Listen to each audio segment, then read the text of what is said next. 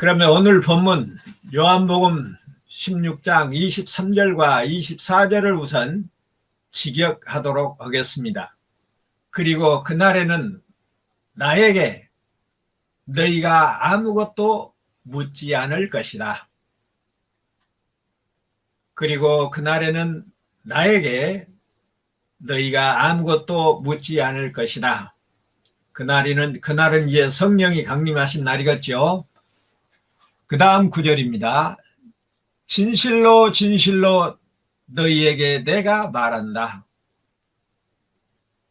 진실로 진실로 너희에게 내가 말한다.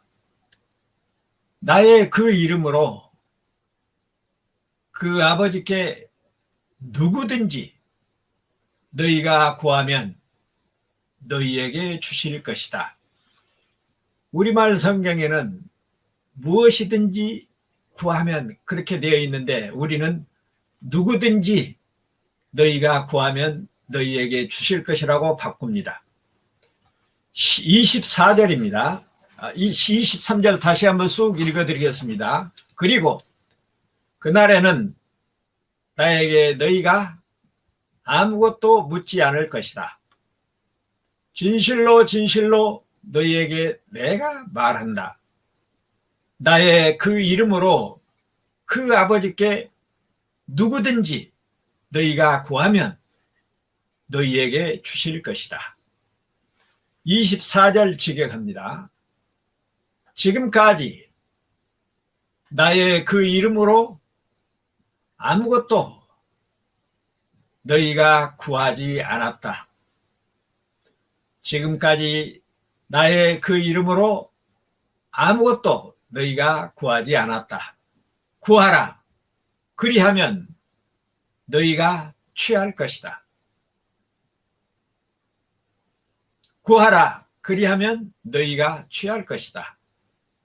너희의 그 기쁨을 위하여 너희의 그 기쁨을 위하여 충만해질 것이다. 자, 이렇게 일단 직역을 해놓고 기도론의 이 서론으로 들어가서 기도가 무엇인가라는 말씀을 살피기 전에 우리들이 기본적으로 알아야 할 사항들이 있습니다. 예배는 의식적인 예배와 삶의 예배로 나누어집니다. 삶의 예배는 우리의 생각부터 시작해서 말이나 행동, 마음 씀씀이까지 우리의 모든 삶이 예배의 요소입니다. 그러나 일정한 시간과 공간 안에서 이루어지는 형식을 따라 드리는 의식적인 예배의 요소 중에 가장 중요한 것이 있다면 첫째, 말씀 봉독과 말씀 선포입니다. 둘째, 신앙 고백과 은혜를 구하는 기도입니다. 셋째, 사랑과 감사의 찬양입니다. 넷째, 복음 전파를 위한 연보입니다. 그러므로 아무리 약식 예배를 드린다 하더라도 말씀 봉독과 선포, 그리고 기도, 찬양, 연보, 이 네 가지는 어떤 경우에도 의식적이고 형식적인 예배에서는 빠질 수 없는 요소라는 것입니다. 이 네 가지 요소 중에 개인적인 입장에서 보면 기도가 가장 중요한 비중을 차지하고 있습니다.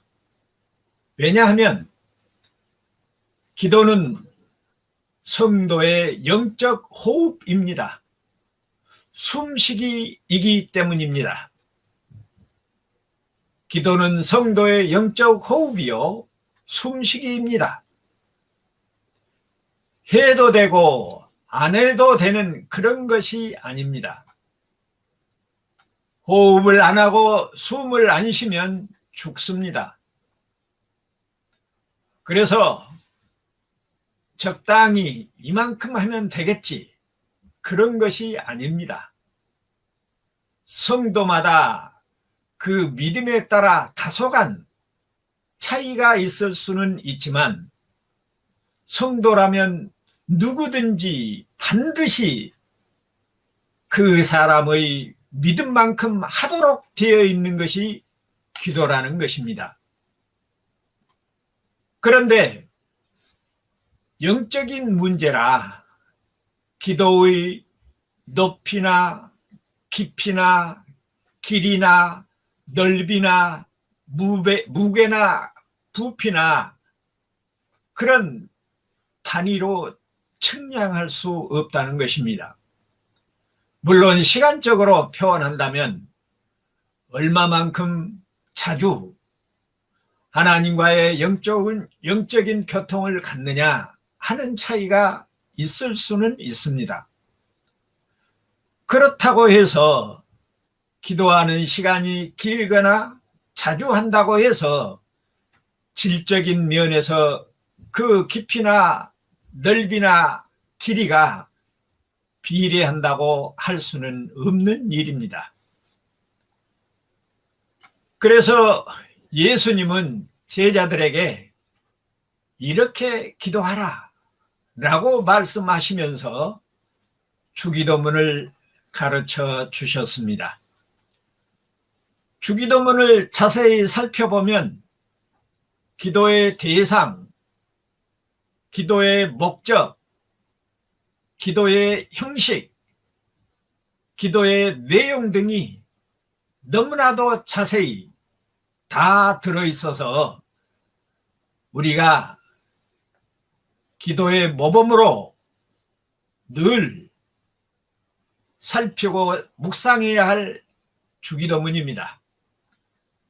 그러므로 주기도문을 토대로 하여 성경 전반에 걸쳐 소개된 기도들을 참고하여 기도론을 정립하도록 하겠습니다. 우리의 육체적 호흡은 모든 사람들의 평균치가 정해져 있습니다.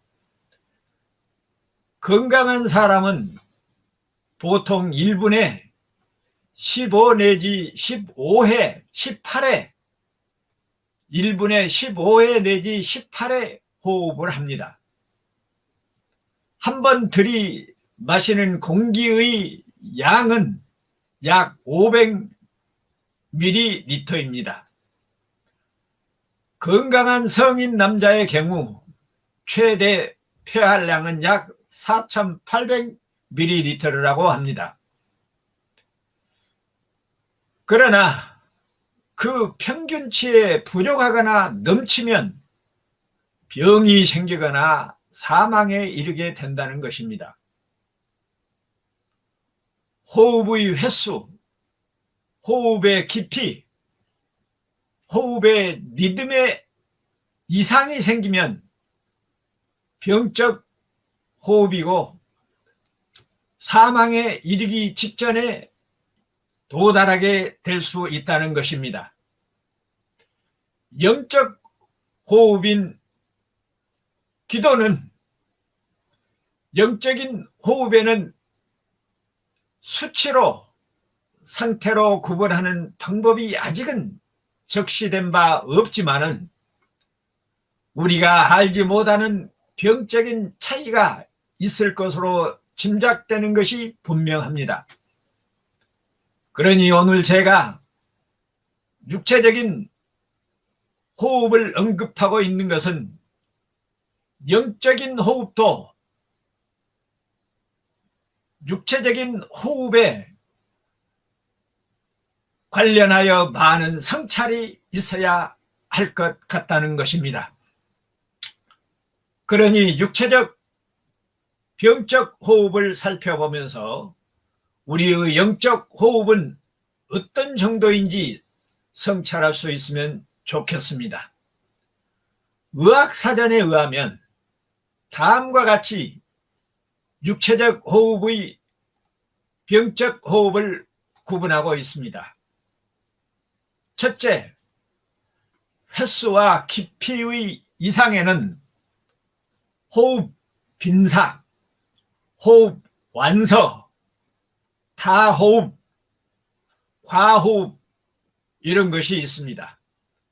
호흡 빈삭은 깊이는 달라지지 않으나 횟수가 1분에 24회 이상 되며 어떤 공포를 느끼거나 흥분할 때에 나타나는 현상입니다.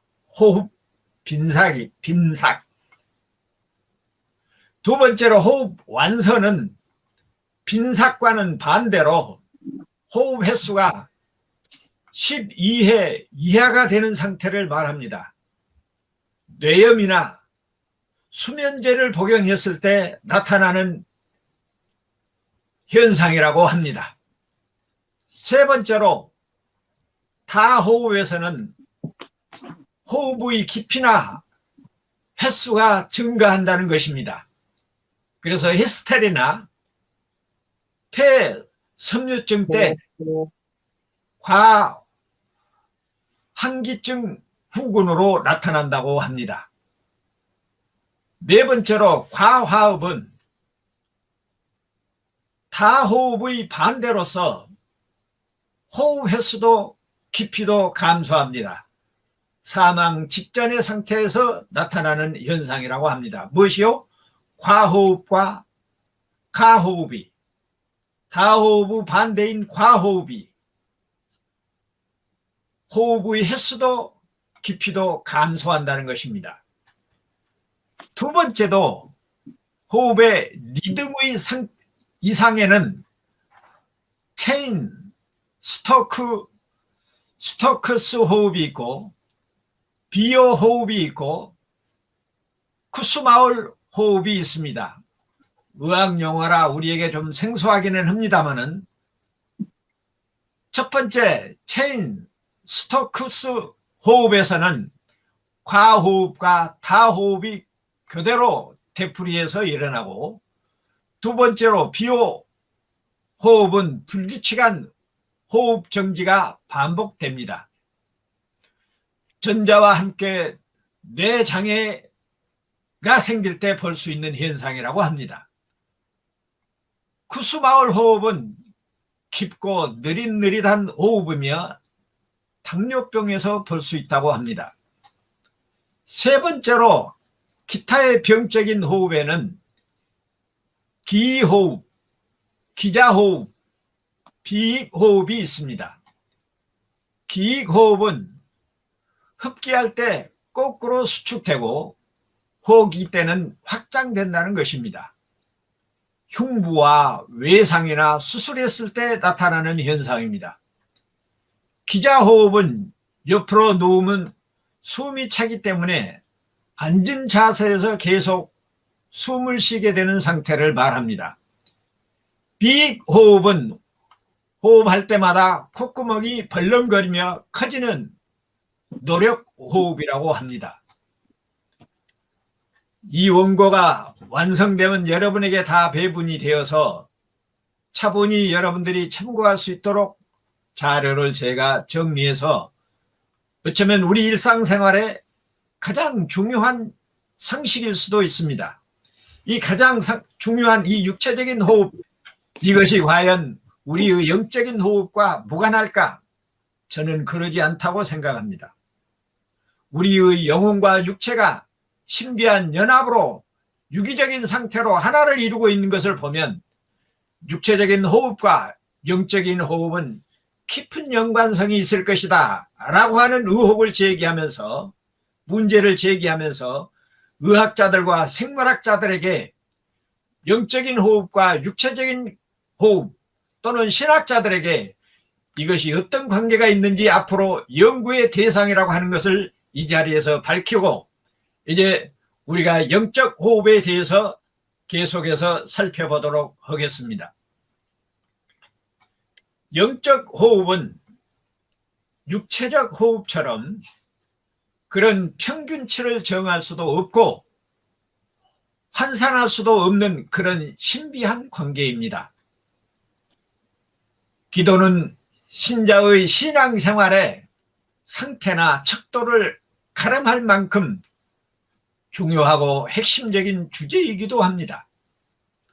다시 말하면 꼭 시간을 정해놓고 무릎을 꿇고 기도해야 한다는 그런 뜻이 아니라 그 마음이 얼마만큼 쉼 없이, 그리고 그 삶 속에서 그 삶이 깊이 있게 하나님을 묵상하고 매사에 하나님을 의지하며 항상 하나님을 생각하면서 영적인 교통을 하고 사느냐에 따라 믿음의 정도를 점칠 수 있다는 말입니다.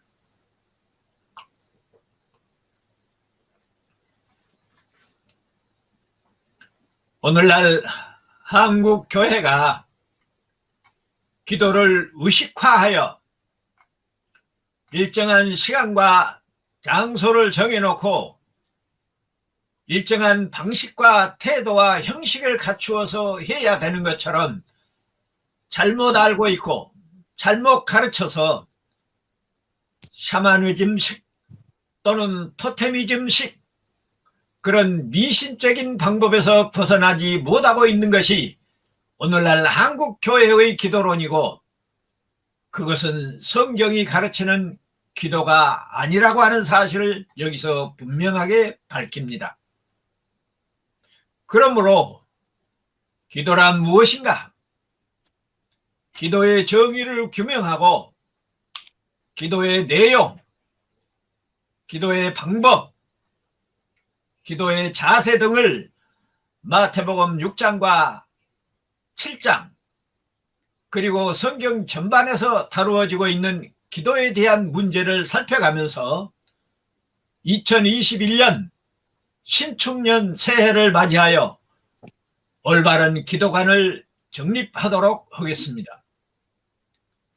이를 위하여 기도장이라 할 수 있는 마태복음 6장과 7장을 중심으로 하고 필요한 내용들은 성경 전반에 걸쳐서 나타나고 있는 기도의 내용들을 참고하여 첫째, 기도의 정의, 둘째, 기도의 필요성, 셋째, 기도의 근거, 넷째, 기도의 요소, 다섯째, 기도, 즉 소원자, 여섯째, 기도의 내용, 일곱째, 기도의 목적, 여덟째, 기도의 3단계, 즉 기도의 목표, 아홉째, 성경에 나타난 기도의 방법, 열번째, 성경에 나타난 기도의 자세, 11번째, 성경에 나타난 기도의 시간들, 12번째, 성경에 나타난 기도의 장소들, 13번째, 성경에 나타난 기도의 종류들, 14번째, 기도의 응답, 끝으로 15번째, 주기도문을 해설하고 하나님의 은혜를 구하는 방식으로 기도론을 정립하도록 할 것입니다. 아마 오늘 이 시간에는 기도의 정의도 다 끝나지 못하고 시간이 갈까 지나지 않을까 하는 생각이 듭니다만, 우선 지금부터 기도란 무엇인가, 기도의 정의부터 살펴보도록 하겠습니다. 기독교의 기본 교리를 다루고 있는 소요리 문답 제98문에서 기도란 무엇인가 그렇게 물어놓고 그 대답으로 첫 번째, 그리스도의 이름으로 구하는 것. 기도가 무엇이라고요? 그리스도의 이름으로 구하는 것이라는 거예요. 두 번째, 주의 뜻에 합당하게 구하는 것, 말을 바꾸면 하나님의 뜻에 합당하게 구하는 것이라는 겁니다. 내 욕심을 구하지 않고. 세 번째, 지은 죄를 잡아가는 것.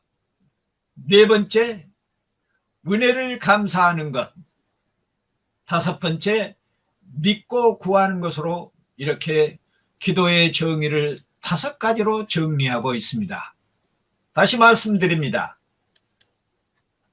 그리스도의 이름으로 구하고, 주의 뜻을 구하고, 죄를 자복하고, 은혜를 감사하고, 믿고 구하는 것이라는 것입니다. 기도란 앞에서 말씀했던 것처럼 성도의 영적 호흡이면서도 하나님께서 하늘 창고와 창조 속에 예비해 두신, 준비해 두신 보화를 캐내도록 우리에게 주신 도구이기도 한 것입니다. 마치 깊은 우물에서 생수를 퍼올릴 수 있는 두레박이나 창고 안에 있는 보물을 꺼내기 위해 창고문을 열 수 있는 열쇠나 땅속에 있는 보물을 캐낼 수 있는 호미와 갱이 같은 농기구와 같은 도구라는 것입니다. 다시 정리합니다. 기도는 성도의 영적 호흡이며 하늘 보좌와 창조 속에 있는 보물들을 캐내는 도구라는 것입니다. 그러므로 우리가 하나님 아버지를 부르며 마음의 무릎을 꿇지 않는 그런 것은 창고나 땅속에 보물이 있는 줄 알면서도 꺼내지 않고 먹을 것이 없어 굶주리고 있는 그런 어리석은 일과 방불하다 하는 것입니다. 여기서 우리가 알아야 할 가장 중요한 문제는 보물이 하늘 창고와 창조 속에 예비되어 있다는 사실입니다. 그리고 더 놀라운 사실은 그 보물을 꺼낼 수 있는 도구가 나와 여러분의 손에 쥐어져 있다고 하는 사실입니다. 이런 사실을 아는 것이 믿음의 범주 안에 다 들어 있습니다. 달리 말하면 이런 사실을 아는 것이 믿음 있는 사람이라 하는 뜻입니다. 그래서 기도는 믿음 없는 사람은 할 수 없는 것입니다.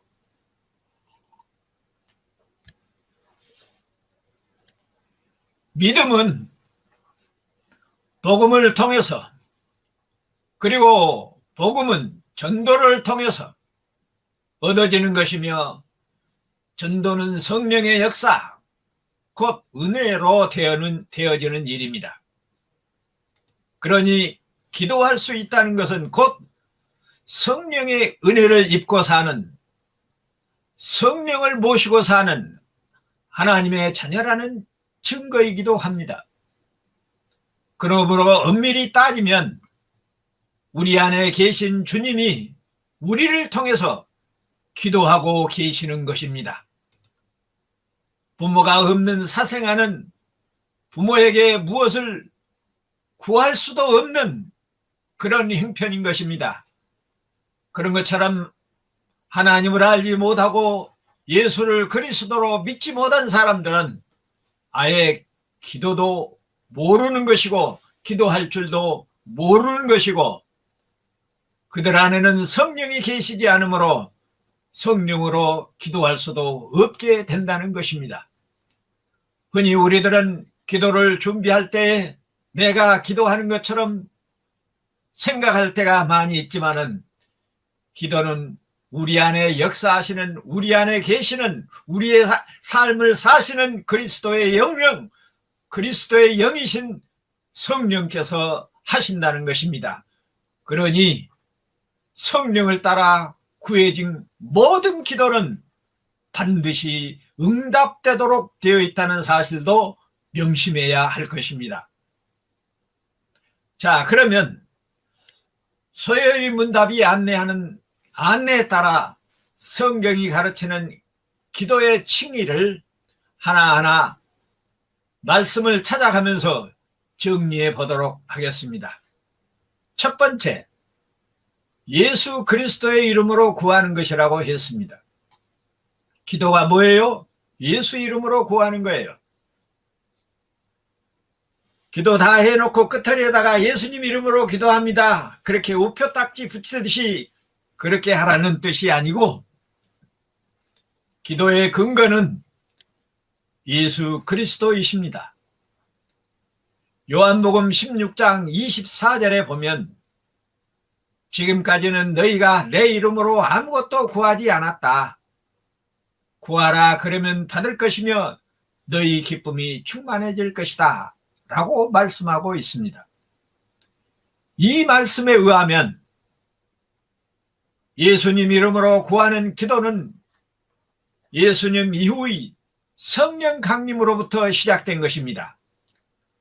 그러므로 기도까지라도 구약 백성들이 여호와의 이름을 부르며 기도했던 것은 신약에 이루어질 성도들의 기도의 예표인 것입니다. 달리 말하면 구약의 백성들의 기도를 받아서 응답받게 했던 분도 사람의 몸을 입고 오시기 전 성자 예수 그리스도였다는 뜻입니다. 그리고 이 시대에는 친히 사람의 몸을 입고 이 땅에 오셔서 제자들에게 자신의 이름으로 기도하라고 권면하고 있습니다. 그것은 신약 백성뿐만 아니라 구약 백성의 기도까지라도 예수 그리스도의 십자가에 죽으시고 부활하신 구속의 역사 때문에 그 구함과 응답이 가능하게 되었다는 말씀입니다. 그러니 하나님의 은혜의 중심에 서 계신 분은 오직 예수 그리스도 뿐임을 기도에 관한 문제에서도 두드러지게 나타나고 있습니다. 그래서 구약 백성의 기도는 장차 오실 예수 그리스도를 믿음으로 기도를 드렸던 것입니다. 구약 백성들이 기도하면서 하나님을 부를 때 사람의 몸을 입고 오시기 전 예수 그리스도의 이름인 여호와를 자주 불렀습니다. 여호와를 불렀던 것은, 구약의 백성들이 여호와를 불렀던 것은 우리가 예수 이름으로 구하는 것과 같다는 뜻입니다. 응답하는 표현도 그리스도를 나타내는 피난처, 구원이라는 단어를 구약에서도 사용하여 표현되고 있음을 우리가 잘 알 수가 있습니다. 그러므로 구약 백성들도 기도를 드릴 때 장차 오실 예수님에게 드렸던 것이고, 장차 오실 예수님으로 말미암아 응답을 받았던 것입니다. 그러므로 예수를 알지 못하고는 기도할 수 없다는 뜻입니다. 구약 백성이고 신약 백성이고, 다만 구약의 백성들은 우리처럼 예수란 말을 못 쓰고 메시아라는 말을 대신 썼습니다. 우리가 말하는 그리스도라는 말입니다. 예수 그리스도의 구속의 은혜를 입지 못하고는 기도할 수 없다는 뜻입니다. 그래서 구약의 백성들은 제물을 바치면서, 제물을 통해서 장차 오실 예수 그리스도를 바라보고 기다리고 소망하고 믿게 했던 것입니다. 죄인들은 기도할 수 없으며, 그래서 당산나무 밑에서 우리 할머니들이 드린 기도나 절간에서 울려 퍼지는 연불이나 이런 것들은 성경이 말하는 기도하는 그 본질이 다르다는 사실입니다. 그래서 요한복음 14장 13절과 14절에서 그리고 나의 그 이름 안에 있는 누구든지 누구든지 너희가 구하면 내가 그것을 시행할 것이다. 그 아들 안에서 그 아버지께서 영광스럽게 하기 위함이다. 누구든지, 우리말 성경에는 무엇이든지라고 번역이 되어 있습니다. 14절에 누구든지 나의 그 이름 안에서 나를 너희가 구하면 내가 시행할 것이다.